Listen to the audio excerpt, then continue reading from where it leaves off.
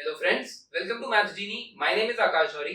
इस वीडियो में जो टॉपिक हम कवर करने जा रहे हैं वो कॉम्पिटिटिव एग्जाम सेटर्स का one of the most favourite topics होता है। वो एग्जाम चाहे कैट हो, जैट हो, एनमैट, जीमैट, बैंक पीओ, हर एग्जाम में आपको सिंपल इंटरेस्ट, कंपाउंड इंटरेस्ट के क्वेश्चंस भर भर के मिलेंगे। और इस टॉपिक से स्टूडेंट्स को थोड़ा सा डर भी लगता है, और उस डर का रीजन ये है कि आप इस टॉपिक को किसी भी सोर्स से उठा के पढ़ दो, आपको मिलेंगे सिर्फ फॉर्मूले। वो फॉर्मूले हमें समझ नहीं आते और हर क्वेश्चन फॉर्मूले के बेसिस पे सॉल्व होता भी नहीं है। तो इस वीडियो में मैं आपको सिखाऊंगा ऐसी ट्रिक्स जिससे आप सिंपल इंटरेस्ट, कंपाउंड इंटरेस्ट के क्वेश्चंस बहुत इजीली सॉल्व कर दोगे। हमें फॉर्मूले यूज करने पड़ेंगे सिर्फ बहुत बेसिक क्वेश्चंस के लिए। तो अगर आपको ये ट्रिक्स अच्छी लगे तो आप इस वीडियो को लाइक करना, शेयर करना, चैनल को सब्सक्राइब करना। तो आइए शुरू करते हैं। सबसे पहले हम देखते हैं कि इंटरेस्ट का मीनिंग क्या होता है। लेट्स से आपने किसी बैंक से लोन लिया ₹1000 और ये लोन लिया आपने 3 साल के लिए। ये जो ₹1000 आपने लोन लिया हुआ है, इस ₹1000 को बोलते हैं प्रिंसिपल। 3 इयर्स के एंड में जब आप बैंक को वापस करते हो रुपीस, तो आप सिर्फ प्रिंसिपल वापस करते हो क्या? नहीं। अगर ऐसा हुआ तो कोई अपने पैसे खर्चेगा ही नहीं, सब बैंक से ही लोन लेते रहेंगे। लेकिन हमें 3 इयर्स के बाद में जब हम वापस करते हैं तो हमें प्रिंसिपल के साथ एक कुछ एक्स्ट्रा अमाउंट वापस करना पड़ता है। उस एक्स्ट्रा रुपीस को हम कहते हैं इंटरेस्ट। ठीक है। वो इंटरेस्ट कैलकुलेट कैसे होता है? वो होता है एक रेट के बेसिस पे। लेट्स से हमने रेट ऑफ इंटरेस्ट ले रखा है 10% पर एनम, और ये हमारा सिंपल इंटरेस्ट है। ठीक। 10% पर एनम का मतलब क्या होता है? Per annum means per year. This means कि हर साल आपको 10% ऑफ द प्रिंसिपल वापस करना है एज इंटरेस्ट। ठीक है। एवरी ईयर, मतलब फर्स्ट ईयर की अगर मैं बात करूं तो 10% of 1000 would be equal to ₹100। तो फर्स्ट ईयर के एंड में ही अगर आप लोन वापस कर देते तो आपको वापस करने पड़ते ₹1000। जो प्रिंसिपल था वो तो करना ही था, प्लस एक एडिशनल ₹100 एज इंटरेस्ट। ठीक है। अगर आप 2 साल के बाद वापस करते तो पहले साल का ₹100 और दूसरे साल का फिर 10% of 1000 that is equal to ₹100, वो आपको वापस करना पड़ता। ऐसे ही आप 3 इयर्स के बाद करते तो एक और ₹100 वापस करना पड़ता। ठीक है। बेसिकली इसमें आप क्या कर रहे हो? जैसे आप इसमें आपने 100 कैसे निकाला? This was 10% of 1000 that is R% of principal. ये हुआ आपका 1 साल का इंटरेस्ट। ऐसे अगर आपको बोलूंगा T इयर्स के लिए आपको निकालना है, जैसे हमने 3 साल लिए थे, ऐसे में 10 साल ले लेता, 20 साल ले लेता, तो हम इसको एक T से मल्टीप्लाई कर देते। ठीक है। तो ये हमारा फॉर्मूला आता है सिंपल इंटरेस्ट का। ठीक। इसको आप फॉर्मूले से देख लो या आप इसको वैसे ही नॉर्मली समझ लो कि 10% of the principal is the interest that you have to pay every year. ठीक है। तो ये है हमारा सिंपल इंटरेस्ट। अब देखते हैं कंपाउंड इंटरेस्ट का मतलब क्या होता है। हम यही सेम चीज ले लेते हैं कि आपने ₹1000 लोन लिया for 10% per annum and this is compound interest. ठीक है। फर्स्ट ईयर में जब आप वापस करोगे तो आपको क्या वापस करना है? अगेन जैसे सिंपल इंटरेस्ट में था 10% of ₹1000 which is equal to 100। अब कंपाउंड इंटरेस्ट क्या कहता है कि आप इसको ऐसे समझोगे, अगर आप फर्स्ट ईयर के एंड में वापस कर देते हो तो आपको ₹100 वापस करना पड़ता है। तो जब आप फर्स्ट ईयर से सेकेंड ईयर तक लेके गए अपने रुपीस, तो तब तक आपने ₹100 वापस किया नहीं है। तो टेक्निकली आप बैंक को सिर्फ ₹1000 ओ नहीं करते, आप ये ₹100 भी ओ करते हो। आप एक्चुअली इस टाइम पे अब आप बैंक को ₹1100 ओ करते हो। तो आपका अगले साल के लिए जो इंटरेस्ट है वो 1000 की जगह ₹1100 पे लगना चाहिए। That is what compounding is. Compounding मतलब कि आपका जो प्रिंसिपल था उसमें हमने इंटरेस्ट ऐड करके एक नया प्रिंसिपल बना दिया। ठीक है। क्योंकि टेक्निकली आप दोनों चीजें वो करते हो बैंक को। ठीक। अब आपका सेकंड ईयर के जो इंटरेस्ट लगेगा वो 1000 पे नहीं लगेगा, जो कि इसमें 1000 पे लग रहा था। हमने इसमें 100 कैसे लिखा था? 10% ऑफ 1000 इज इक्वल टू 100। इसमें आपका 10% 1000 पे ना लग के 1100 पे लगेगा। या हम इसको ऐसा कर सकते हैं कि इसका 10% अलग लिख लें और इसका 10% अलग लिख लें। इसका अगर मैं 10% लिखता हूं so that would be equal to ₹100। और ये जो इंटरेस्ट है, इंटरेस्ट के ऊपर इंटरेस्ट कितना लगेगा? 100 का 10% which would be equal to ₹10। एक ₹10 यहाँ पे मेरे को और देना पड़ेगा। अगर आप अभी 2 इयर्स के एंड में बैंक को रुपीस वापस कर देते हो तो आपको कितना करना पड़ेगा? 1000 plus 100 plus 100 plus 10 which is equal to ₹1210। ठीक है। पर लेट्स से आपने सेकंड ईयर के एंड में भी रुपीस वापस नहीं करे, आप थर्ड ईयर के एंड में वापस कर रहे हो, तो थर्ड ईयर के एंड में आपको इंटरेस्ट किस किस पे देना पड़ेगा? कंपाउंड इंटरेस्ट के हिसाब से, एक जो आपने प्रिंसिपल लिया था उस पे, प्लस जितने इंटरेस्ट बीच बीच में एक्यूमुलेट हुआ हर पे आपको इंटरेस्ट और देना पड़ेगा। ठीक। इस 100 को आप एक और साल के लिए कैरी कर रहे हो तो इस पे लगेंगे ₹10 एक्स्ट्रा, इस 100 को आप एक और साल के लिए कैरी कर रहे हो तो आपके लगेंगे 10 रुपीज एक्स्ट्रा, और इस 10 को आप एक और साल के लिए कैरी कर रहे हो तो आपका लगेगा 1 रुपी एक्स्ट्रा, और जो 1000 में जो आपको 10% के हिसाब से 100 रुपीज देने थे वो तो आपके लगेंगे।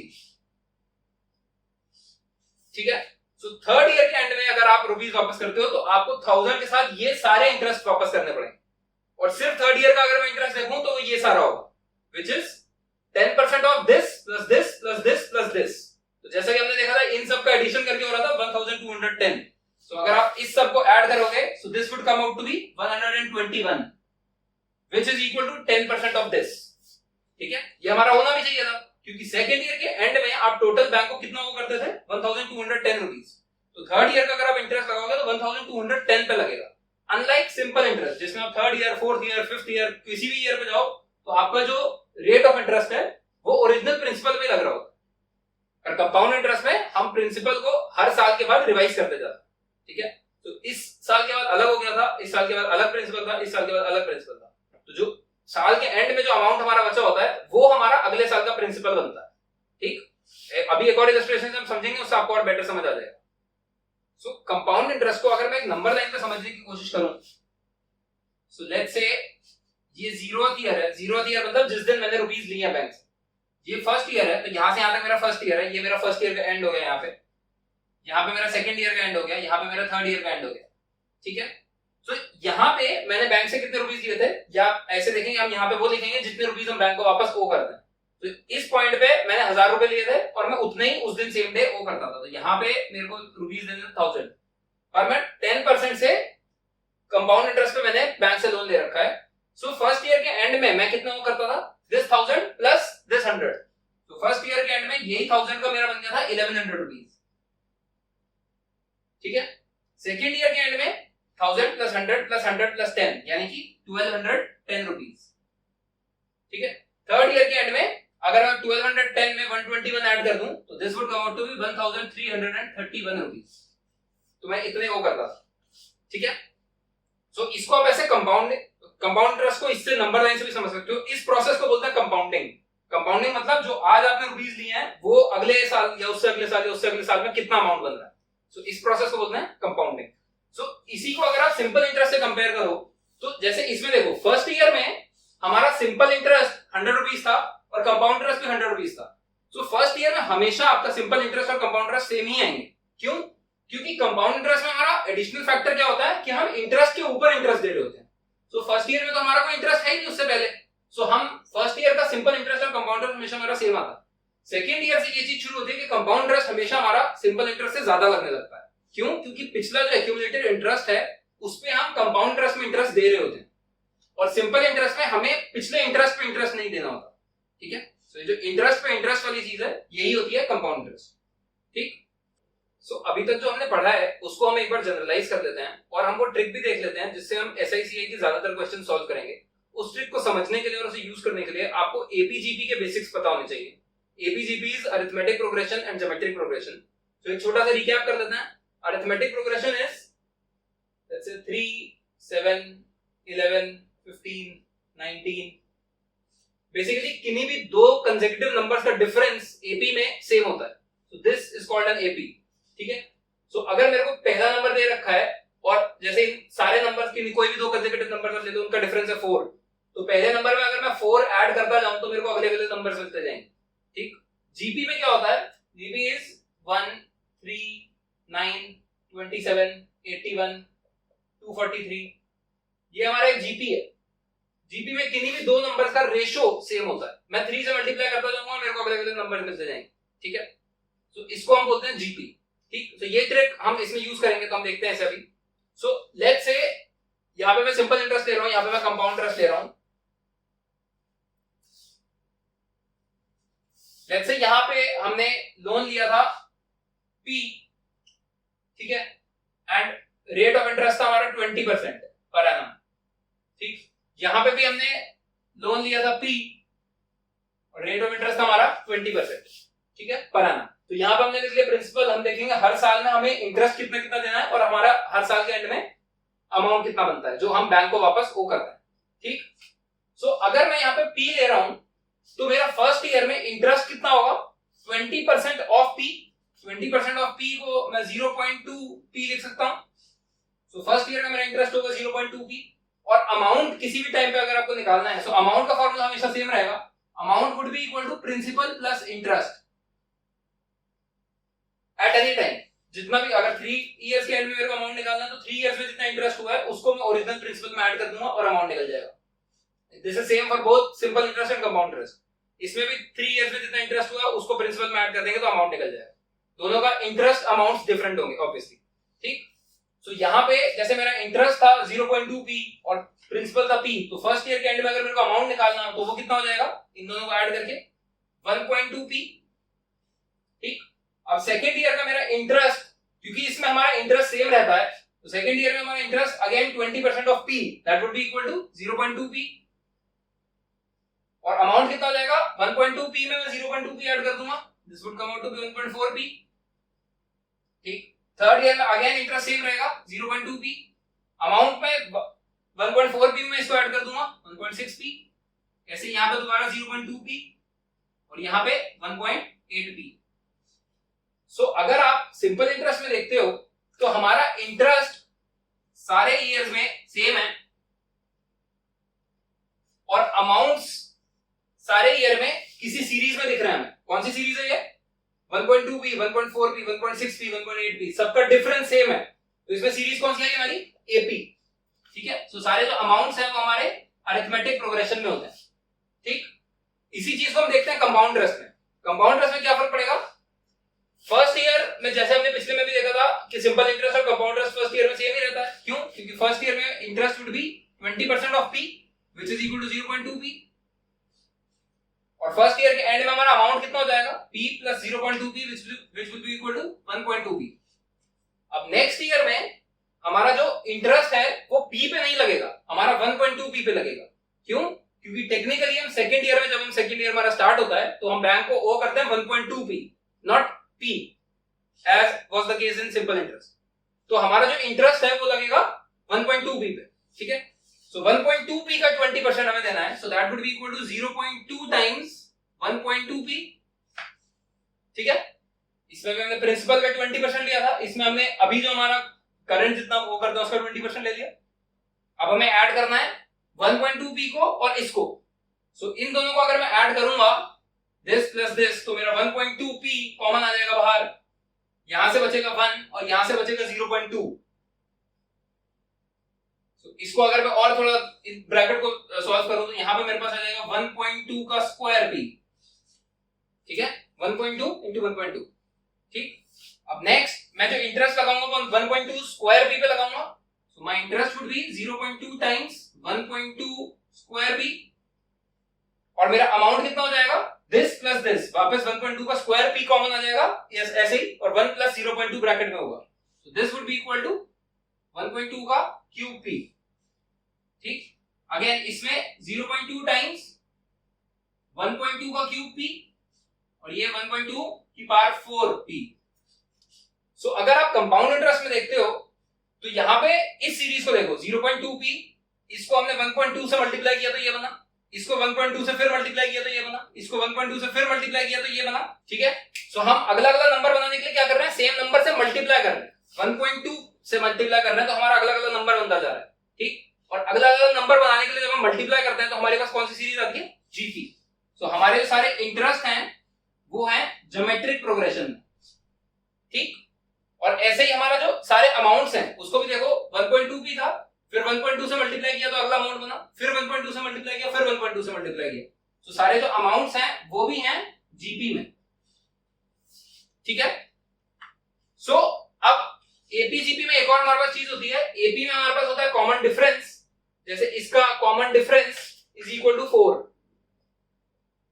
और जीपी में हमारे पास होता है कॉमन रेशो, तो इसका common ratio is equal to 3, ठीक। तो ये चीज, ये ऑब्वियसली आपको पता है, पर हम इसमें देखते हैं। सिंपल इंटरेस्ट में हमारा जो एपी में था इसका कॉमन डिफरेंस कितना था? 0.2 p, ठीक है। सो इसके लिए कॉमन डिफरेंस होता है 0.2 p, ठीक, which is equal to interest of every year। वो होना भी चाहिए ऑब्वियसली, क्योंकि डिफरेंस कितना है, जितना इंटरेस्ट एक्स्ट्रा ऐड हो रहा है उतना ही हमारा अमाउंट में डिफरेंस बनेगा। तो इसका जो कॉमन डिफरेंस है इस एपी का, that is equal to 0.2 times P. ठीक, ये जो जीपी है इसका कॉमन रेशियो कितना है? हर इंटरेस्ट को जो भी यहाँ पे चीज थी उसको हम 1.2 से मल्टीप्लाई कर रहे थे, तो हमारे पास अगली चीज बनेगी। इसलिए इसका कॉमन रेशियो है 1.2 और इसका भी कॉमन रेशियो है 1.2। ठीक, तो ये एक ऐसी चीज है कॉमन रेशियो और कॉमन डिफरेंस, जिससे आप सिंपल इंटरेस्ट और कंपाउंड इंटरेस्ट के क्वेश्चंस बहुत इजीली सॉल्व कर सकते हो। दिखाऊंगा अभी मैं आगे कैसे। सो बेसिकली इसमें बस आपको ये याद रखना है कि सिंपल इंटरेस्ट में कितने भी साल हो हमारे पास, हमारा इंटरेस्ट हर साल में सेम रहेगा और हमारा जो अमाउंट है वो एक एपी बनाता है और एपी का कॉमन डिफरेंस कितना होता है? हर साल का interest, which is equal to rate into principal. This is 20% of the principal, that is 0.2 times P।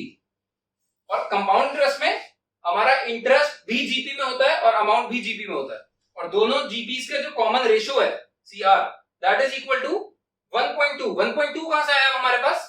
1.2 अगर आप देखो तो ये आया हमारा इस 20% से।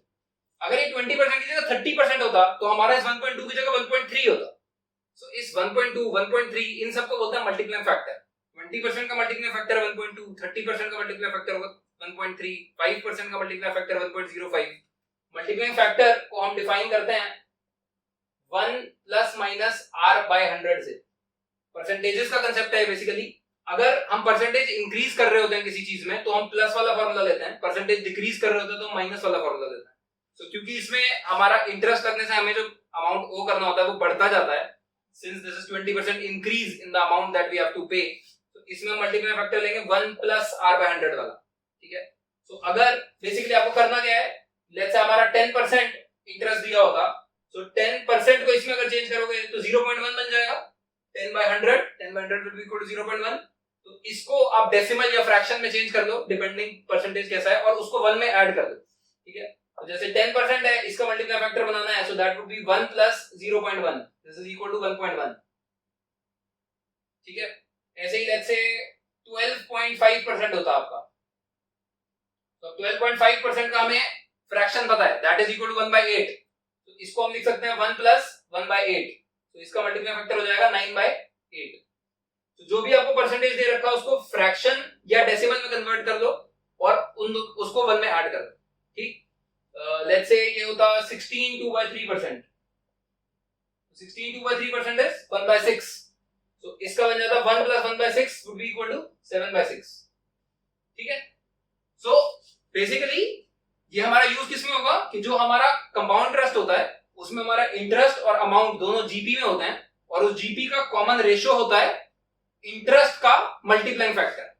ठीक है, ये थोड़ा सोचने में ऐसे इतनी सारी टर्म्स आ गई हैं तो समझने में मुश्किल लग रहा है, सुनने में अजीब लग रहा है, लेकिन इससे क्वेश्चंस बहुत इजीली सॉल्व होते हैं जो कि हम देखेंगे आगे। सो इसके जीपी बनाने के लिए आप इंटरेस्ट का, अगर आपको जीपी बनाना है या आपको किसी भी साल का इंटरेस्ट निकालना है कंपाउंड इंटरेस्ट में, तो आप उसको कैसे शुरू करोगे?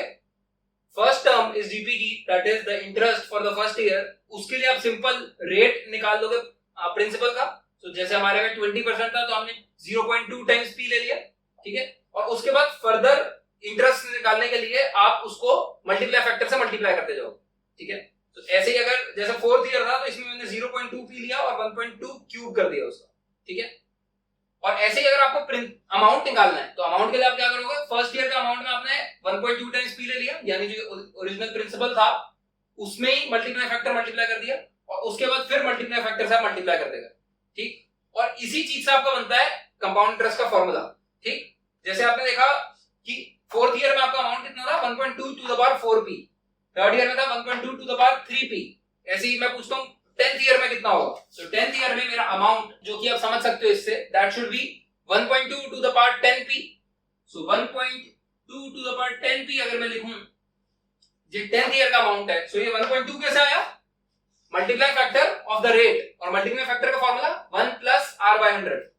तो इसको मैं 1 प्लस r बाय 100 लिख सकता हूं जनरलाइज करने के लिए, और ये 10 है नंबर ऑफ ईयर्स जितने हमारे लगते हैं, इसलिए हमारा प्रिंसिपल ऐसे कैसा रहेगा? 1.2 की जगह मैं लिखूंगा 1 प्लस r बाय 100, और इस 10 की जगह नंबर ऑफ ईयर्स लगा दूंगा, so this is equal to number of years. इससे हमारा बनता है अमाउंट का फॉर्मूला, जो हमें गंदा सा लगता है देखने में। p into 1 plus r by 100 to the power n। so ये सिंपल कुछ नहीं होता, आपने प्रिंसिपल लिया और उसमें मल्टीप्लाई फैक्टर मल्टीप्लाई कर दिया उतनी ही बार जितने आपके नंबर ऑफ इयर्स हैं, जितने टाइम के लिए आपने लोन ले रखा है। सो ये जो ट्रिक हमने अभी देखी है इसके बेसिस हम कुछ क्वेश्चंस देख लेते हैं। सो आपको ये जरूर याद रखना है कि अगर कोई आपको बिल्कुल ही बेसिक क्वेश्चन दिख जाए तो उसमें ये एपीजीपी वाली ट्रिक नहीं लगानी, उसमें आप फॉर्मूला यूज कर सकते हो। पर अगर आपको थोड़ा सा भी मुश्किल क्वेश्चन लगता है, आपको लगता है 2-3 बार फॉर्मूला लगाना पड़ेगा, तो उसकी जगह आप एपीजीपी वाली चीज यूज कर सकते हो।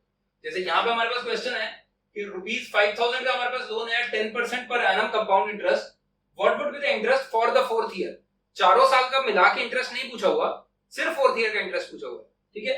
सो अगर जैसे हमने देखा था कि फर्स्ट ईयर का इंटरेस्ट कैसे निकालते थे हम कंपाउंड इंटरेस्ट में, हमने देखा था कंपाउंड इंटरेस्ट का जो सारे इंटरेस्ट होते हैं वो जीपी में चल रहे होते हैं और जीपी का कॉमन रेशियो होता है इंटरेस्ट का मल्टीप्लाइंग फैक्टर। तो ये 10% पर एनम में इसका मल्टीप्लाइंग फैक्टर हो जाएगा 1.1। मैंने बताया था आपको 10% के लिए 10% को 0.1 करो और उसमें 1 ऐड कर दो, सो दैट इज 1.1। तो अगर मेरे को इसका फर्स्ट ईयर का इंटरेस्ट निकालना है, उसको मैं C1 लिख रहा हूं, तो फर्स्ट ईयर का इंटरेस्ट कैसे होता था 5,000 पे 10% इंटरेस्ट, यानी 10% of 5,000 which would be equal to 500। अगर सेकंड ईयर का इंटरेस्ट निकालना है तो इसको और अगले वाले टर्म बनाने के लिए सिंपली मैं 1.1 से मल्टीप्लाई कर दूंगा, 1.1 इसका मल्टीप्लाई फैक्टर है, so that would be equal to 500 into 1.1, ठीक है। इसको कैलकुलेट कर लेंगे।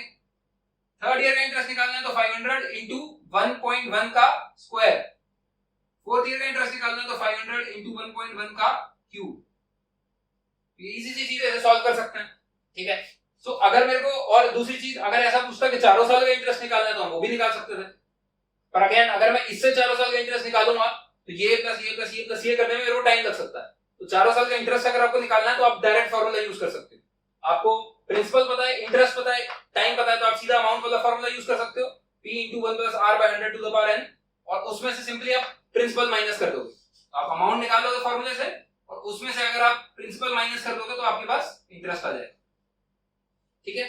ये होगा आपके पास चारों साल का मिला के इंटरेस्ट, और ये हमने कैसे निकाला है, ये हमने डायरेक्ट 4th ईयर का इंटरेस्ट निकाला, ठीक। इसके लिए आपको कोई फॉर्मूला यूज करने की जरूरत नहीं पड़ी, ठीक। ऐसे ही दूसरा क्वेश्चन देखते हैं। सो नेक्स्ट क्वेश्चन कह रहा है हमारा कि compound interest and simple interest for 2 years on a certain sum and certain rate are 8280 and 7200 respectively. मतलब कोई एक हमें प्रिंसिपल है, कोई एक हमारे पास रेट ऑफ इंटरेस्ट है, दोनों को हमने 2 साल के लिए लिया। अगर हमने सिंपल इंटरेस्ट पे लिया तो हमारा दोनों साल का सिंपल इंटरेस्ट मिला के बना 7200 और कंपाउंड इंटरेस्ट पे मिला तो दोनों साल का मिला के बना 8280। तो हमें वो सम और वो रेट ऑफ इंटरेस्ट निकालना, ठीक है। तो इसको हम बहुत सारे फॉर्मूलेज यूज करके कर सकते हैं, बहुत टाइम लगेगा, लेकिन इस वाली ट्रिक से देखते हैं। सो बेसिकली हमारे पास क्या दिया हुआ है कि दोनों साल का कंपाउंड इंटरेस्ट मिला के 8280, तो कंपाउंड इंटरेस्ट को मैं C1 प्लस C2 लिख सकता हूं, ये दोनों मिला के 8280 होंगे मेरे, ठीक है। और दोनों साल का सिंपल इंटरेस्ट मिला के कितना दिया हुआ है 7200, उसको मैं S1 प्लस S2 लिख सकता हूं, फर्स्ट ईयर का simple interest plus second year का simple interest, this is equal to 7200। और हमने पिछली जो हमने टेबल बनाई थी उसमें देखा था कि सिंपल इंटरेस्ट हर साल के लिए सेम रहता है, मतलब S1 और S2 मेरे इक्वल होने चाहिए, और अगर दोनों का सम मेरा 7200 है तो S1 और S2 दोनों मेरे 3600 ईच होंगे।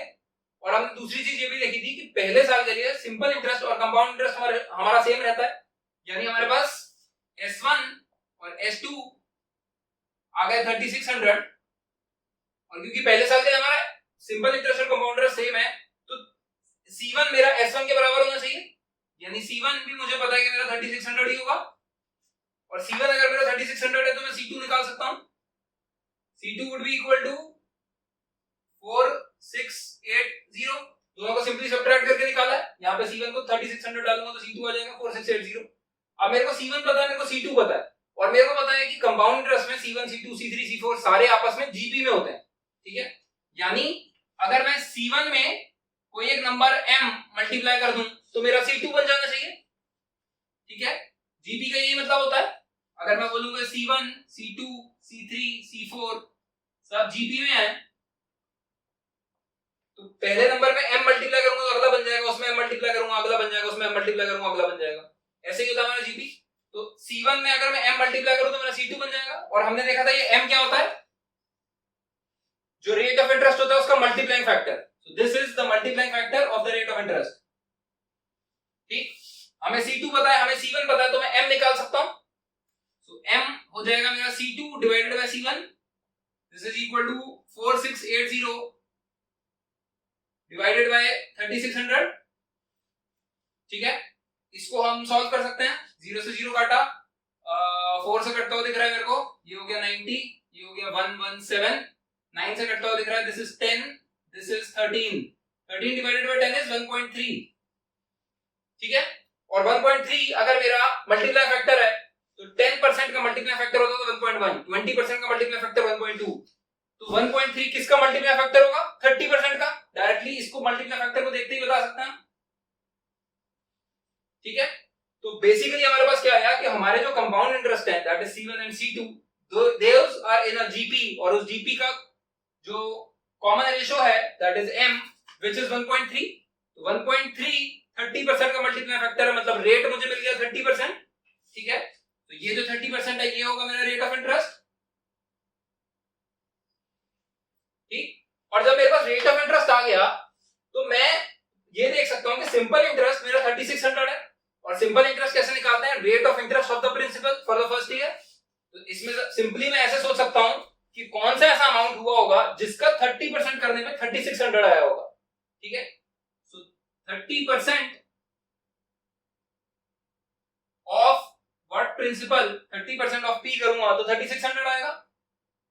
इसको सॉल्व करके सिंपली मैं P निकाल सकता हूं, this would be equal to 12000, या सॉल्व करके देख लेना, इजीली सॉल्व हो जाएगा, ठीक है। तो हमने प्रिंसिपल भी निकाल दिया, हमने रेट ऑफ इंटरेस्ट भी निकाल दिया। इसको हम फॉर्मूले से भी कर सकते थे, यहाँ पे हमारे पास सिंपल इंटरेस्ट दे रखा है 1 साल का, या आप 2 साल का भी ले सकते हो। तो आप इसमें P को ऐसे कैसे ले लो, R आपको पता है 30%, P R T by 100, this would be equal to 7200। तो इससे भी अगर आप सॉल्व करोगे तो आपका प्रिंसिपल 12000 ही आएगा। करके दिखा देता हूं मैं, 1 0 से 1 0 कटा, 3 and 2 यहाँ पे 6 है, 6 को इससे काटूंगा 1200 आएगा, और 1200 को यहाँ पे 0 यहाँ से जाएगा तो ये आ जाएगा मेरा 12000, ठीक है। तो इस वीडियो में हमने प्रैक्टिस के लिए सिर्फ ये 2 क्वेश्चन सॉल्व करे हैं। नेक्स्ट वीडियो में मैं SICI के बहुत सारे क्वेश्चंस करवाऊंगा, जो भी वैरायटी ऑफ क्वेश्चंस होते हैं जो एग्जाम्स में आते हैं हमारे। हमने इसमें APGP वाली ट्रिक यूज करी है क्वेश्चन सॉल्व करने के लिए, पर आप ये चीज जरूर याद रखना कि अगर कोई बिल्कुल बेसिक क्वेश्चन है जिसमें आपको सिंपली समझ आ रहा है कि फॉर्मूले से सॉल्व हो जाएगा, तो उसको आप फॉर्मूले से ही सॉल्व करो। सॉल्व APGP वाले मेथड से भी हो जाएगा, पर फॉर्मूला उसमें जल्दी आपको आंसर देगा, ठीक है। और थोड़ी सी भी डिफिकल्टी लेवल बढ़ता है, जैसे इस क्वेश्चन में जब आपको CI और SI दे रखा है, अलग 2 साल का अलग अलग आपको वैल्यूज दे रखी हैं, हल्का सा भी डिफिकल्टी लेवल बढ़ता है तो हम APGP वाली ट्रिक यूज करें, ठीक। अगर आपको ये ट्रिक अच्छी लगी हो तो आप इस वीडियो को लाइक करो, शेयर करो, चैनल को सब्सक्राइब करो, एंड बने रहिए मेरे साथ इस चैनल पे। Thank you very much.